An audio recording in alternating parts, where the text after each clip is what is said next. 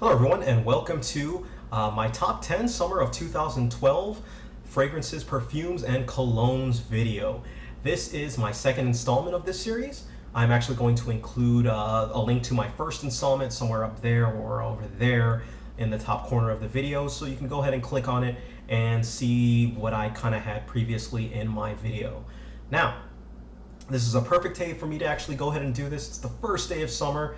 It's the solstice. It is perfect. It just hit 93 degrees in New York for today, so it's the first day of a heat wave here in New York. What a perfect time to go ahead and put out this fragrance, and I figured, you know what, why not go ahead and put it out now.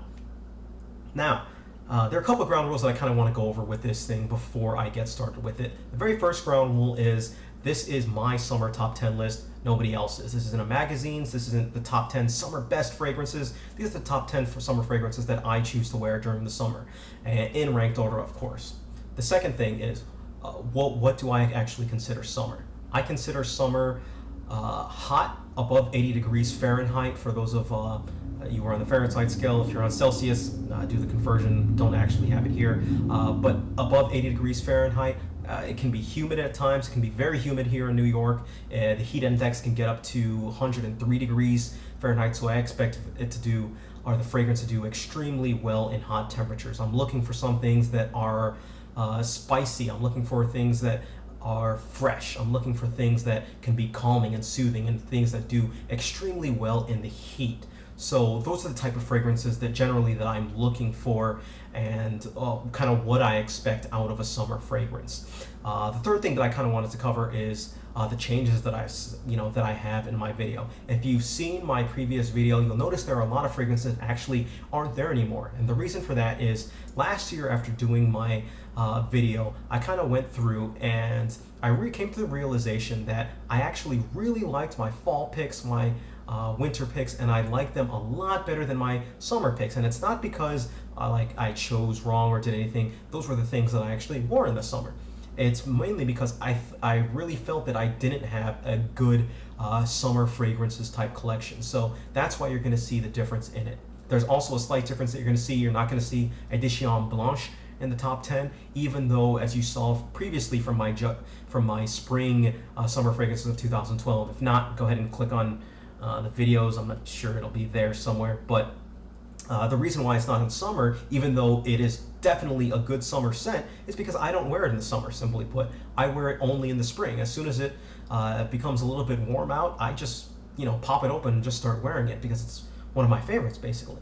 So it's because I compartmentalize it and not because it's a bad summer fragrance or anything like that. So again, almost to stress back to the point, this is simply the top 10 that I choose to wear. All right. So with that, let's go ahead and get on to the picks. The first, we've got a couple honorable mentions. The very first honorable mention is Gucci pour Homme 2. And you see here the bottle of Gucci. Very great fragrance that does well. It's a very calming fragrance. In fact, it's probably the fragrance that calms me the most out of any fragrance that I actually have. It's a tea-based fragrance. It's got a little bit of spices in it, and just very soothing in that manner. So Gucci pour Homme 2. Another honorable mention, two honorable mentions actually. We have Aqua di Gio by Giorgio Armani, and we have Perry Ellis Red by Perry Ellis Red 360 by Perry Ellis. Now these are both two very similar scents. They're both lemony with a little bit of a musky dry down, and they're both a little bit sharp.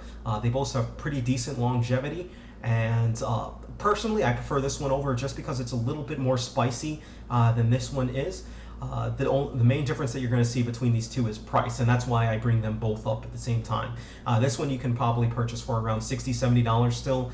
This one will cost you around $15 to $20. So just keep that in mind. They're both very excellent fragrances. So again, Perry Ellis Red 360 and Aqua di Gio. The next fragrance that I have up are two Atelier fragrances. The first is Orange Sanguine by Atelier, and we have Atelier's Bois Blondes. Both of these are the two 30 milliliters. You can purchase these for around $50. This one is Atelier Bois Blondes is a very nice, light, woodsy type smell, whereas Orange Sanguine is basically orange juice spilled on you. If you like orange juice, that type of smell, you're gonna love this scent. I can't really tell the difference between this and orange juice. That's how close this is to orange juice. So again, orange juice and light woods. The next and final honorable mentions that I have are 2 Chanel fragrances. One, sorry about the water on this, I actually took these all out of the freezer. Out of my cooler or wine cooler that I have that I store fragrances in. This is Allure Homme Sport, and this is Allure Homme Sport Eau Extrême. Now, these two are very similar smelling. The main difference that you're going to get between the two is the dry down of these. This has a little bit more of an extreme dry down, kind of what they're marketing. This one is a little bit tamer on it. They're both sharp fragrances, both sharp lemon citrus type scents with a little bit of body to them. So they're both excellent fragrances. The one thing is expect to pay around $90 for these 2 fragrances each, basically. So they're a little bit more on the pricey side. Chanel up their prices, but they're still excellent fragrances. Now, on to the top 10 list. At number 10, we have Frapin's 1270. Frapin 1270, excellent scent. This is, what the hell? Sorry, it looks like something's coming off. I was spraying it before, but either way. All right, this is Frapin's 1270. It is a woodsy type smell. I'm sorry, not woodsy at all. It's almost like it has woods in the dry down, but it has raisins, almost spicy, almost fruity. It has that type of a vibe to it. In fact, this is probably the darkest fragrance that I have in my collection that kind of suits those purposes. The darkest fragrance of my summer top 10 list.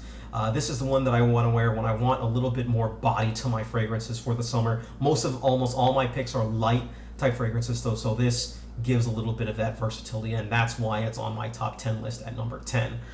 For those of you who think this is a little bit too expensive or something like that, we've got another fragrance that kind of leaves the same marking to it, and that is, sorry, I'm just looking at this, it melted really weird, and that is Dolce & Gabbana's The One.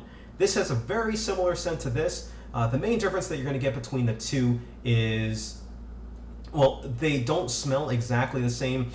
This one is a little bit, I don't want to say harsh because this is still an excellent fragrance and has made many of my top 10 lists, but this one isn't as refined as this one is. This one definitely a little bit more natural smelling. So again, Frapin 1270 and Dolce & Gabbana's The One. Coming in at number 9, we have Creed's Millesime Imperial. Excellent scent. When I originally tried this one, I actually did not like this scent.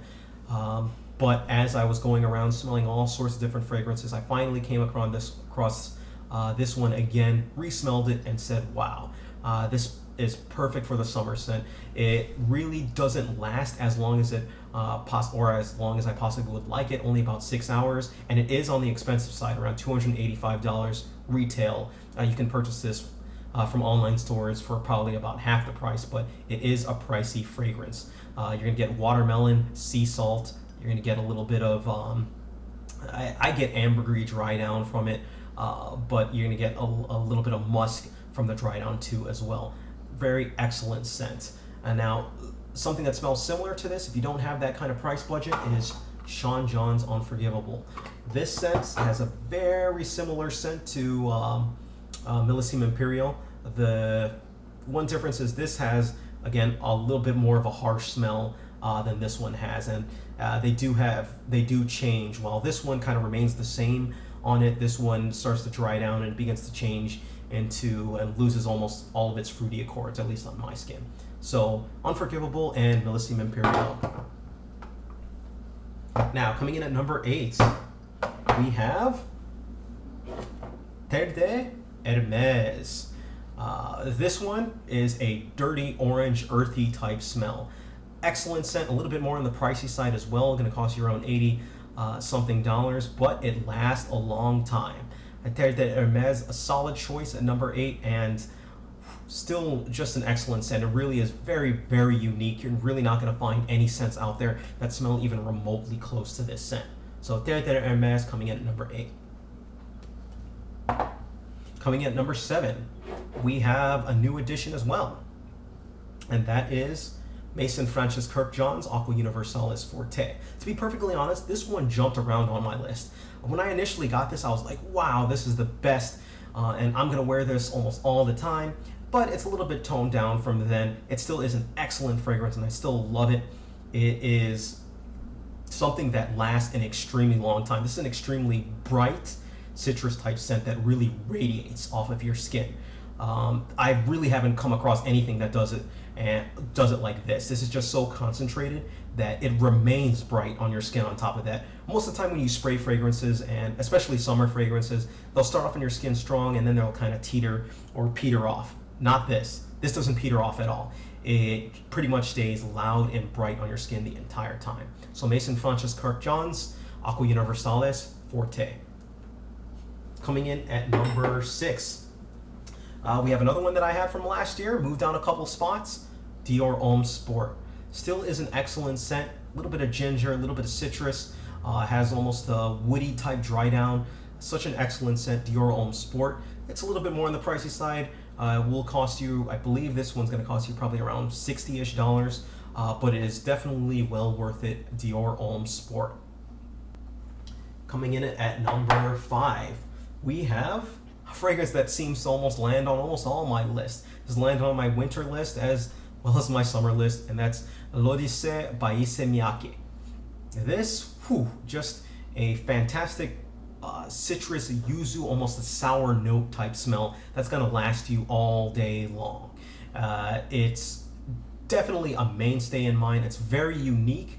Most people when they smell it, or I'm sorry, not most people, but it is definitely a very unique scent that lasts in its own right. So yes, Dolce by Issey Miyake. Coming in at number 4, we have another new addition to my list, and that is Carner Barcelona's D600. This fragrance, such an excellent scent. It starts off a little bit citrus, sorry about the camera, starts off a little bit citrusy. It starts to kind of meld into its own and turns down to almost a citrusy, powdery, dry down type thing that is very unique. Have not smelled it in any fragrance that I've come across. It does excellent in the heat. This is more for my summer nights and almost my suit summer type scent, because usually when I wear a suit, I want something that's going to project something, and to be perfectly honest, I'll either wear something like light, like Millesime Imperial, or I'll wear this. But this is generally my summer night out fragrance. Now, coming in at number 3, we have another Creed, and that is very popular fragrance, Creed's Aventus. Creed's Aventus this was actually the fragrance that got me in love with Creeds, or that made me start to fall in love with Creeds. And this, again, very pricey, around $285, but this is a very sophisticated pineapple, woodsy type scent with ambergris in the dry down, and it's just absolutely fantastic. It has oak moss in it as well. It is just a fabulous scent that actually does extremely well in almost all weather, but I love to pull this one out in the summer. But this is a mainstay for pretty much almost all year round. But either way, Creed's Aventus, an excellent scent, definitely worth the pickup, highly hyped, and in my opinion, well worth the hype. Creed's Aventus coming in at number 3. Actually, I wore that one today and I still smell it on me now. I put that on at like 7 o'clock, so longevity is fantastic. Coming in at number 2, we have another Frapin, and that is L'Humaniste.